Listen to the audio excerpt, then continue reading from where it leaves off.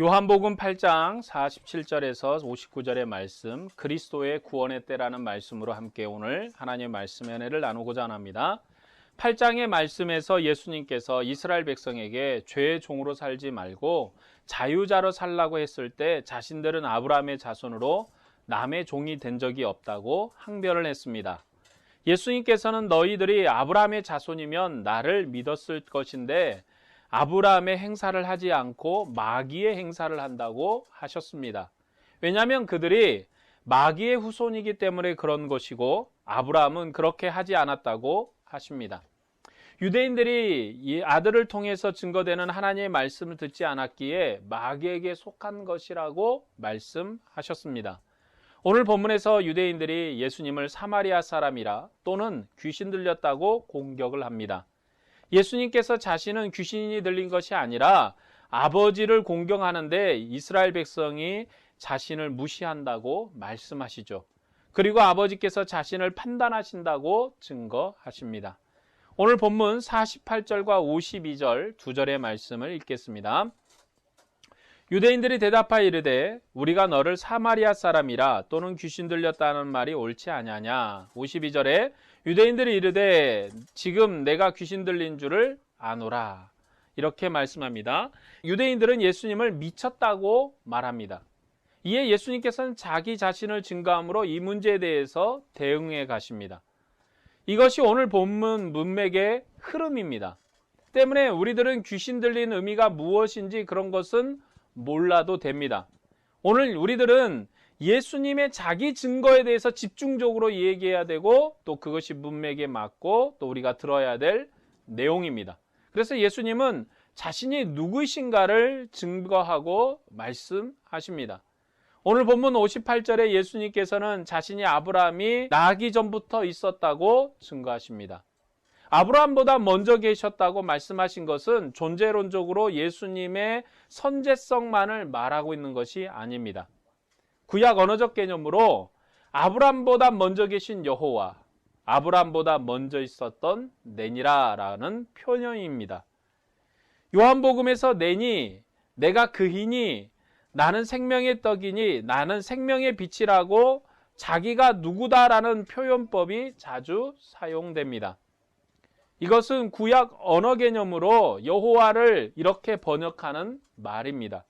내니라 하는 말은 여호와는 스스로 계신 분이라는 말과 같습니다. 그러니까 예수님께서 내가 아브라함이 나기 전부터 있었다는 것은 아브라함보다 먼저 계셨던 여호와셨다고 말씀하시는 것입니다.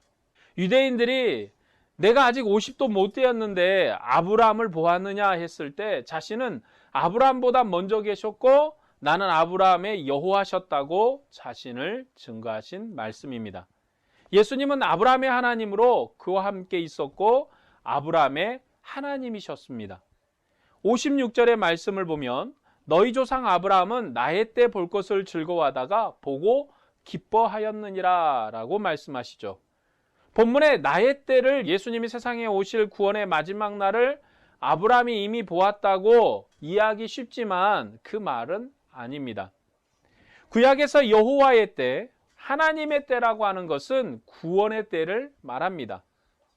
하나님께서 아브라함에게 보여주신 구원의 때는 이삭 사건을 통해서 나타내셨습니다. 아브라함은 이삭의 출생을 통해서 하나님의 때를 보았고 기뻐했다고 증거합니다. 하나님께서 아브라함에게 약속하시길 가나안 땅을 아브라함과 그 후손에게 주시겠다고 창세기 15장에서 말씀하셨죠. 그러나 아브라함은 나이가 많이 들어 자기 몸이 죽은 것 같이 되었지만 그 언약을 의심치 않고 믿었습니다. 이것이 바로 아브라함의 믿음입니다. 아브라함의 믿음이 무엇인가? 아브라함이 예수 안에서 구원 얻을 것을 믿었다는 게 아니라 아브라함이 자신에게 후손을 주시겠다는 약속, 가나안 땅을 상속할 후손을 주시겠다는 그 약속을 믿었다라는 것입니다. 하나님께서는 아브라함에게 약속하신 대로 하나님의 때, 구원의 때 이삭의 출생을 주셨고 그를 통해서 하나님의 약속을 성취하셨습니다. 아브라함은 이삭이 출생했을 때 하나님의 때, 구원의 때를 보았던 것입니다. 하나님께서 세상을 창조하시고 생육하고 번성하도록 인류에게 복을 주셨고 아담이 타락한 후에도 같은 복을 주셨습니다. 생명의 출생은 죄로 말미암아 죽은 인생에게 하나님께서 은혜를 주셔서 생명의 약속을 진행시키는 방법이었습니다. 때문에 생육하고 번성하는 출생이 없으면 생명의 약속도 끊어지는 것입니다. 아브라함은 많이 늙었고 그의 아내도 늙어서 아이를 낳을 수가 없었습니다. 생명의 약속이 끊어진 것이어서 아브라함은 두려워했지만 하나님의 약속을 믿었습니다. 그는 이삭이 젖을 떼었을 때 큰 잔치를 베풀고 기뻐했습니다. 하나님께서 이 약속의 씨에 대해서 웃음이라는 뜻을 가진 이삭이라는 이름을 주셨고 아브라함은 아이의 이름을 이삭이라고 지었습니다. 아브라함은 자신의 죽은 몸으로부터 가나안 땅을 상속할 생명의 씨를 받았는데 이때가 하나님의 때요 구원의 때입니다. 아브라함은 이때에 기뻐했습니다. 그러나 아브라함에게 하신 이 생명의 약속도 온전한 성취가 아니라 이삭의 출생을 보고 기뻐했지만 후에 이삭도 죽었습니다. 본문에서 예수님은 아브라함이 내 때를 보았다고 자신과 연결시켜 말씀함으로 아버지로부터 보냄을 받은 분으로 자기의 신성을 증거하십니다. 51절의 말씀을 보면 진실로 진실로 너에게 이르노니 사람이 내 말을 지키면 영원히 죽음을 보지 아니하리라. 아브라함은 여호와를 믿고 자기 몸으로부터 출생된 하나님의 약속을 보았습니다. 그러나 이 생명도 완전한 생명이 아니었기에 하나님은 세상에 자기의 아들을 보내셔서 사람이 내 말을 지키면 영원히 죽음을 보지 아니하리라는 완전한 생명의 역사를 그 은혜의 때를 세상에 나타내셨습니다. 죽음을 영원히 보지 아니하리라는 말씀은 우리의 육체가 죽지 않는다는 말은 아닙니다. 요한복음 16장에서도 죽은 나사로를 살리시고 말씀하시기를 누구든지 나를 믿으면 죽어도 살겠고 살아서 나를 믿는 자는 영원히 죽지 아니하리라고 말씀하시면서 예수님께서 여전히 이 땅에 육체의 죽음이 있다는 사실을 부정하지 않으셨습니다. 여전히 예수님 오실 때까지 주님이 이 땅에 재림하실 때까지 육체의 죽음은 계속될 것입니다. 그러나 이 땅에 주님이 재림하시고 생명의 주인 생명의 왕이 이 땅에서 사망의 권세를 이제는 몰아내시고 완전한 생명으로 나타났을 때 그때는 생명과 사망이 스탑할 것입니다. 생명과 사망이 멈추고 이제는 완전한 생명의 시대가 열릴 것입니다. 그때까지 주님은 이 땅에 여전히 죽고 사는 일들이 반복될 것임을 부정하지 않으심으로 말씀하셨습니다. 구약 때 생명이라는 것은 하나님과 관계된 생명을 말씀합니다. 아브라함은 자기 죽은 몸에서 출생한 씨를 통해서 하나님의 때, 구원의 때를 보았지만 구약은 전체적으로 죽음의 메인 질서 아래에 있기 때문에 완전한 생명은 없습니다. 예수님은 아버지로부터 보내심을 받은 분으로 그는 죄로부터 자유를 주시는 분이시고 세상을 비추는 생명의 빛입니다. 이제 누구든지 그를 믿으면 자유를 얻고 진리 가운데 거하게 됩니다. 이 자유는 죄의 권세로부터 자유이며 죽음으로부터 자유이기 때문에 예수님을 믿으면 죽음을 영원히 보지 아니하리라 말씀하십니다. 하나님께서는 자신의 아들을 통해서 죄와 죽음으로부터 자유하게 하시고 다시는 죽음이 엄습할 수 없는 생명을 세상에 주셨습니다. 오늘 본문 53절에서 54절의 말씀을 보면 너는 이미 죽은 우리 조상 아브라함보다 크냐?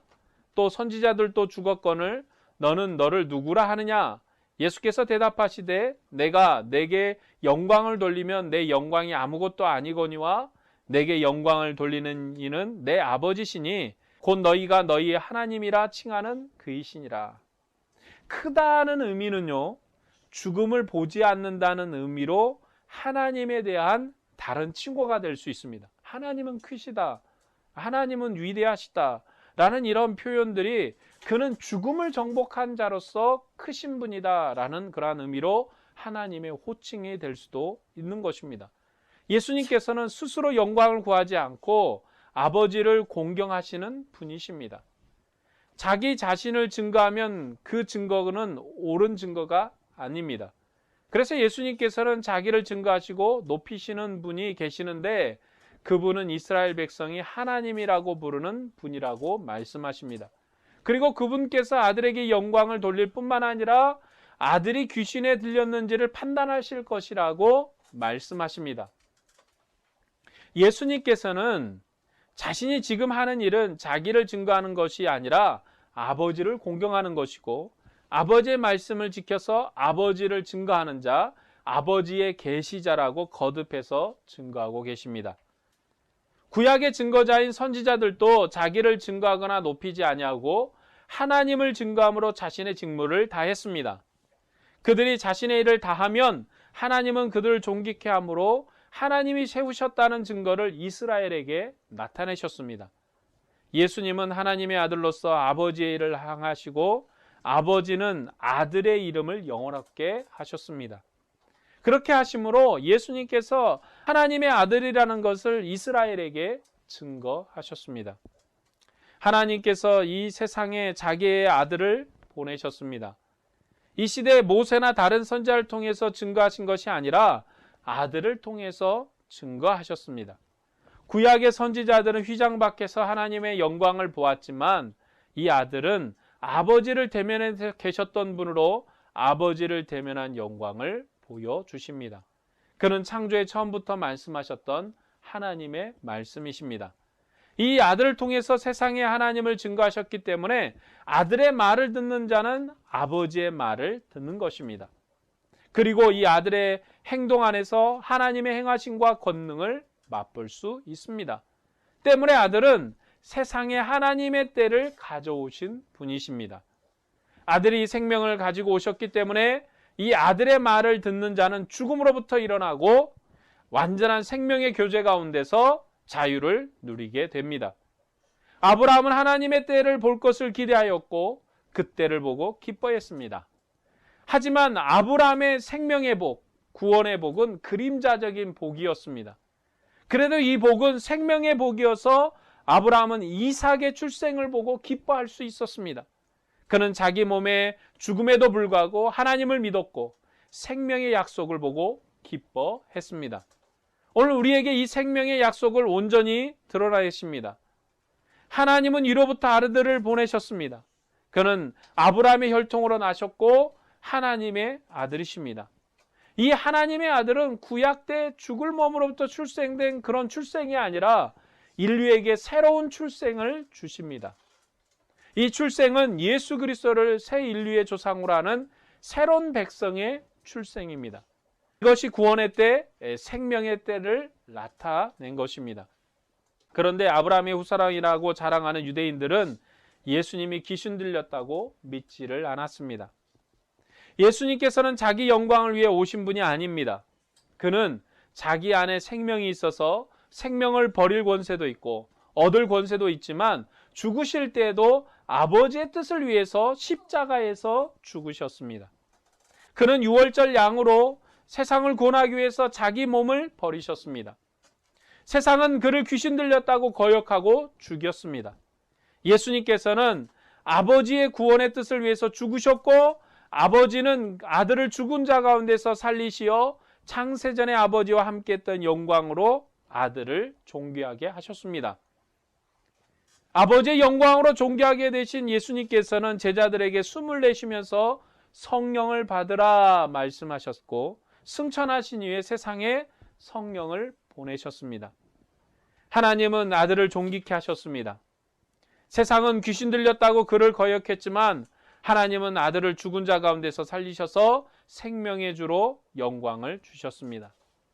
예수님은 세상의 유월절 양으로 버리심을 받았지만 그는 세상에 생명을 주시는 하나님의 아들이십니다. 하나님은 이 아들을 세상에 보내셔서 하나님을 알게 하셨고 하나님의 음성을 듣고 하나님과 함께 거하도록 우리를 부르셨습니다. 아버지와 아들이 영원한 생명의 교제 가운데 계셨던 것처럼 주님의 교회를 아버지와 아들의 생명의 교제 가운데 하나님 안에 있게 하셨습니다. 이제 우리는 그리스도 예수 안에서 하나님 안에 있고 하나님을 아빠라고 부를 수 있게 되었습니다. 여러분, 지금도 세상은 예수님을 믿는 신자들을 미쳤다고 말합니다. 무슨 부활이 있느냐고 말하면서 우리 조상 이후로 만물은 처음부터 지어진 그대로 있지 아니하냐, 무슨 부활이 필요 있느냐 하면서 조롱합니다. 믿지 않는 자들은 하늘의 영광을 볼 수 없기 때문에 땅의 것으로 말하는 것이죠. 어제도 오늘 같은 날이고 내일 또 오늘 같은 날일 것이다. 이 세상이 살고 죽는 일은 반복되고 어찌하여 사람이 이렇게 살고 죽는 일들이 일어나는데 세상이 망한다고 하느냐, 그리고 세상이 멸망한다고 하느냐, 죽었던 사람이 다시금 살아날 수 있다고 하느냐. 지금도 많은 사람이 죽지만 살아나는 사람이 없기 때문에, 또 예수 안에 있는 그리스도의 교회를 믿는 자들도 죽지만 살아나는 자들이 없기 때문에 부활의 생명이 없는 것이라고 그렇게 말하면서 조롱을 합니다. 그러나 생명의 주님이 보좌 우편에 오르셨고 아들이 자기의 영을 보내셔서 우리 가운데 거처를 함께 하시고 영원히 계시는데도 사람들이 이러한 생명의 유죄를 알지 못합니다. 하늘에 속한 빛과 주님의 영광을 알지 못하기 때문이죠. 그래서 세상은 예수님이 귀신에 들렸다고 거절했던 것처럼 그를 믿는 백성들도 거역할 것이고, 예수님을 죽였던 것처럼 예수님을 믿는 신자들도 죽일 것입니다. 이런 상황에서도 주님을 믿는 것이 우리가 하나님을 섬기는 방법입니다. 제자들만 이렇게 믿은 것이 아니라 우리도 어려운 상황에서 하나님을 믿고 섬겨야 됩니다. 세상은 영광의 주님을 알지 못합니다. 세상은 부활의 생명을 알지 못합니다. 세상은 하늘의 생명을 알지 못합니다. 세상은 하나님과 함께하는 기쁨과 빛을 알지 못합니다. 세상은 먹고 마시는 것이 그의 기초이고 그 외에는 다른 생명을 알지 못합니다. 세상은 십자가의 원수로 주님을 대항합니다. 이런 문제들이 세상의 문제이고, 그리고 이러한 문제 속에서 사람들은 주님을 알지 못하기 때문에 주를 모르는 자로 살아가는 것은 당연할 것입니다. 그런데 오늘 교회도 이와 같은 문제를 안고 있습니다. 그래서 우리는 세상에 뱀처럼 지혜롭고 비둘기같이 순결해야 할 것입니다. 십자가의 원수로 행하는 일이 교회 밖에만 있는 것이 아니라 교회 안에도 때때로 나타납니다. 말로는 주님의 영광을 누린다고 말하고 먹고 마심을 자기의 생명으로 알고 살아가는, 세상의 소망을 가진 자같이 살아가는 자들이 있습니다. 이런 자들은 바로 십자가의 원수로 행하는 자들입니다. 교회는 먹고 마시는 것을 생명으로 여겨서는 안 됩니다. 우리가 하나님을 잘 섬기는 것이 구약의 복을 받기 위해서가 아닙니다. 구약의 복은 부유함의 복이고 땅에 속한 복이죠. 하나님께서는 가나안의 적과 꿀이는 땅의 복을 약속하셨기 때문에 구약의 복은 땅에 속한 복이고 부유한 복인 것입니다. 하지만 이 구약의 복도 하나님의 복은 맞죠. 그렇기 때문에 여전히 이 땅에 예수님을 믿으면서도 땅의 복을 우리가 추구하면서 사는 이들이 있는 것입니다. 가나안의 땅에 적과 꿀이 흐르는 그러한 하나님의 복은 맞지만 이것은 썩어질 질서 아래서 주신 복이죠. 그러한 복을 추구하는 것은 결국 썩어질 질서 아래서 추구하는 복입니다. 이러한 복을 소망하는 것은 예수 그리스도의 십자가의 사역이, 예수 그리스도의 구원의 사역이 우리에게 크게 유용하지 않다고 고백하는 것과 같습니다.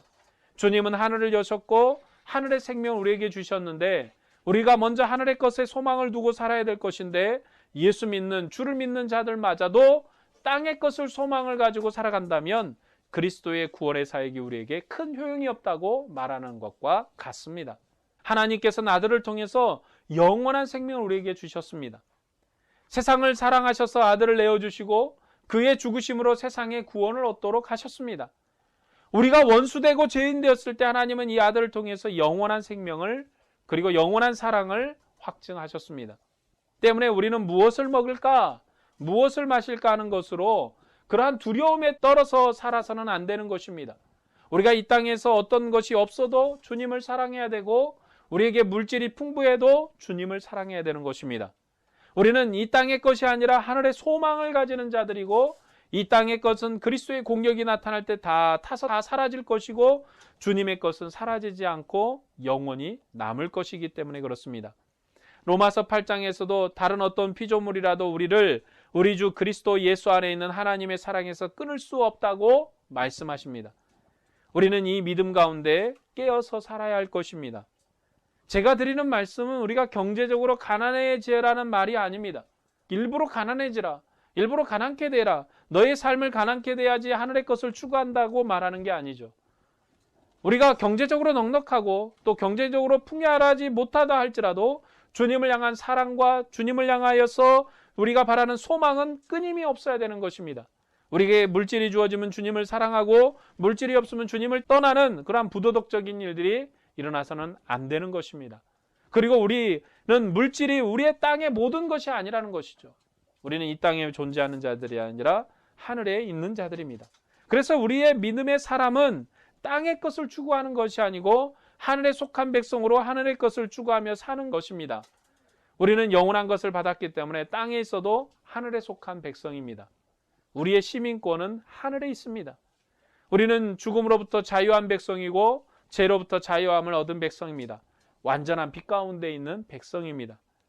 내가 아버지의 계명을 지켜 그의 사랑 안에 거하는 것 같이 너희도 내 계명을 지키면 내 사랑 안에 거하리라고 말씀하셨습니다. 우리는 주님의 뜻을 따라 세상에 소망을 두지 않고 하늘의 것을 소망하면서 살아야겠습니다. 그러면 주님 사랑 안에 거하게 될 것입니다. 주님께서 세상에 교회를 세우셨는데 무엇 때문일까요? 우리를 본 자가 하나님을 알도록 교회를 세우셨다고 요한복음은 가르칩니다. 주님께서 교회를 세상에 두시면서 이렇게 기도하셨습니다. 내가 세상에 속하지 아니함 같이 그들도 세상에 속하지 아니하였사옵나이다. 내가 그들 안에 있고 아버지께서 내 안에 계시어 그들로 온전함을 이루어 하나가 되게 하려 함은 아버지께서 나를 보내신 것과 또 나를 사랑하심 같이 그들도 사랑하신 것을 세상으로 알게 하려 함이로소이다. 우리는 세상에 속한 자들이 아닙니다. 주님이 말씀하시기를 내가 세상에 속하지 아니함 같이 그들도 주님을 따르고 주님을 믿는 그들도 세상에 속하지 아니했다고 주님께서 하나님께 보고하고 기도하셨습니다. 그럴 뿐만 아니라 주 안에 있는 자들은 나를 사랑함 같이 그들도 서로 사랑할 것이라고 말씀하셨죠. 하나님이 우리를 사랑하셔서 아들을 보내셨습니다. 아들의 죽으심을 통해서 영원한 생명의 관계로 우리를 새롭게 하셨습니다. 하늘 성소를 여시고 영원한 구원을 우리에게 선물하셨습니다. 이제 누구든지 예수 안에 있으면 죽음의 권세가 그를 손댈 수 없습니다. 아들이 아버지와 함께 함으로 세상에 생명을 주셔서 우리가 이 생명의 기쁨을 얻었으니 이제 어두움 가운데 있는 백성들에게 이 생명을 우리가 공급해야 합니다. 이것이 교회의 사명이고 세상의 교회를 세우신 이유입니다. 아들의 영으로 아버지와 아들의 교제 가운데 사는 교회는 이 세상도 이런 생명의 교제 가운데 거하도록 복음을 증거해야 합니다. 그래서 우리들은 이 세상에 속한 사람처럼 먹고 마심의 종으로 살아서는 안 되는 것입니다. 예수님을 믿는 사람은 세상에 속한 자들이 아닙니다. 예수님을 믿는 자들은 세상에 거하는 자들이 아닙니다. 우리는 하늘의 것을 소망하고 하늘의 것을 바라보면서 사는 자들이기 때문에 이 땅의 사람들이 먹고 마심이 모두가 끝이고 이 땅의 사람들이 죽음이 끝이라고 생각하는 것처럼 우리도 그렇게 생각하면서 살아서는 안 된다고 말씀하고 있습니다. 주님께서는 내가 아버지라 말미암아 사는 것처럼 주님의 살과 피를 먹는 자는 나로 말미암아 살리라고 그렇게 말씀하십니다. 그렇기 때문에 우리는 주님의 몸과 지체로서 살아야 합니다. 주님께서 우리를 사랑하셔서 자기 몸의 피 흘림을 통해서 우리를 섬기셨던 것처럼 우리도 주님의 사랑으로 서로 사랑해서 세 계명을 지켜야 합니다. 우리가 이렇게 하면 세상은 우리가 하나님의 사랑받는 백성이라는 것을 알게 될 것입니다. 그리스도의 빛을 우리를 통해서 보게 될 것입니다. 우리는 주님께서 다시 오실 때까지 먹고 마심의 종이 되지 말아야 합니다. 또 죽음의 권세가 두려워 놀라지 말고 그리스도 예수 안에서 영원한 생명으로 기뻐야 합니다. 우리의 모든 삶에서 주님의 살과 주님의 피에 참여하는 생명의 능력으로 봉사하는 믿음을 가지고 살아야 합니다. 주님의 교회를 위해서 봉사해야 합니다. 주님의 교회에 봉사하는 것은 주님의 사랑으로 교회를 봉사하는 것입니다. 주님의 교회에 봉사하는 것은 주님의 사랑으로 세상을 사랑하는 것입니다. 우리가 빛을 가졌고 우리는 소망이 있고 우리에게는 생명이 있으니 세상이 망하든지 멸망하든지 세상이 무너지든지 우리와 상관이 없는 게 아닙니다. 주님이 오실 때까지 주님이 이 땅에 재림하실 때까지 주님은 여전히 우리를 통해서 세상을 사랑하십니다. 우리가 세상을 사랑하지 않냐고 사랑하는 그 사랑으로 세상에 그리스도의 복음을 전하지 않으면 세상에 하나님의 사랑이 흘러갈 수가 없습니다. 그러면 주님이 우리에게서 생명의 핏값을 찾으실 것입니다. 우리는 세상을 사랑해야 됩니다. 그리고 우리의 사랑하는 성도들도 형제들도 사랑해야 됩니다. 이것이 교회를 위해서 봉사하는 것입니다. 우리가 교회에 와서 빗자루로 얼마나 바닥을 쓸 것인가, 음식을 얼마나 준비할 것인가, 이것도 물론 교회의 봉사지만 교회의 봉사의 본질은 사랑함으로 하는 것입니다. 전도도 주를 사랑함으로 해야 되고 성도의 사랑도 성도를 사랑함으로 해야 되는 거죠. 이제 우리를 사랑하신 그 사랑을 따라 사랑의 삶을 살아야 합니다. 이러한 풍성한 사랑의 삶을 사시기를 주님의 이름으로 축복합니다. 기도하겠습니다.